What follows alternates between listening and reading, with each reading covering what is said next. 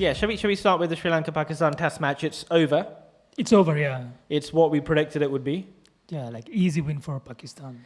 And not much of a challenge from Sri Lanka. Are you disappointed? Yeah, very, very surprising. Especially even with, they had a great team in the past. But even recently with, the new young players, they were still very good at home, especially in Test cricket, They had like some good young spinners and their captain, who's one of the best opening batsmen going around in Test cricket. Yeah, very, very surprised. And good result for Pakistan. Where does that leave Sri Lanka? I guess, do you see Sri Lanka as, well, they obviously had to qualify for the World Cup. So they're not a top tier team like they used to be back in the day. Should they be playing Test cricket? Yeah, I think. I'm sorry, I'll be laughing here, but No, should they be playing Test cricket? Yeah, I think they're still a good team. I don't know what happened in the series. Otherwise, even when Australia went there, they won some matches, but was not that easy. Yeah. I feel they're still a good Test team and dangerous side in T20 and ODI. So they just need to rebuild after this and. Let's see. Now, anyway, there's no test match for them.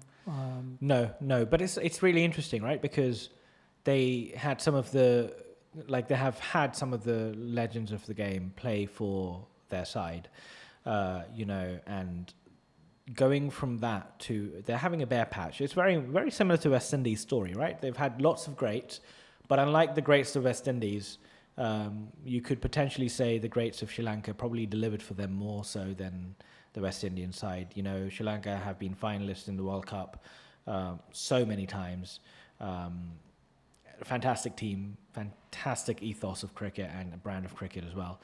So it's a shame that there aren't many players that are coming out that are the same ilk as, Jayawardene, Sangakkara. Obviously, you're never going to get another Murali, but, it's like it's missing just one or two. You just need one or two star players, right? And I don't know, Rajapaksa is that player or not, or... Well, he doesn't play Test cricket. No. He just plays T20s and... they have some good players, like guys like Mendes, who's very good. And their captain is very good as well, the opening batsman. Dhananjaya De Silva is a good all-rounder, mainly a batsman, but he can bowl as well. So they have talented players. It's just they need to be consistent. That's what's lacking for them. They did quite well in the last few matches under Silverwood, who's their new coach. Head coach, yeah. So hopefully they can improve under him. But you have to wait and see. Yeah.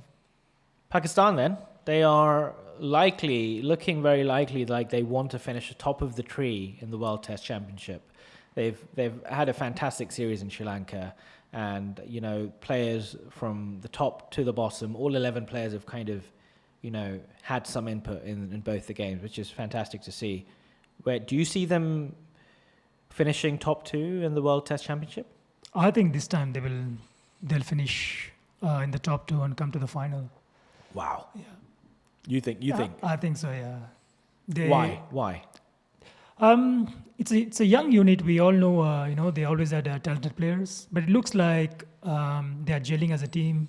And what you can see in the test team, they have now some test specialists in Abdullah Shafiq, the opener, but also Aga, who's a all-rounder, middle order batsman and spinner. Same thing with Saud Shakil. Who scored the double 100 in the first test match. Yeah. So they got, proper test specialist batsmen and bowler as well. So they still have Shaheen and Naseem as the fast bowlers, but they have Abrar, who's the Chinaman or leg spinner. Left arm Chinaman, is he?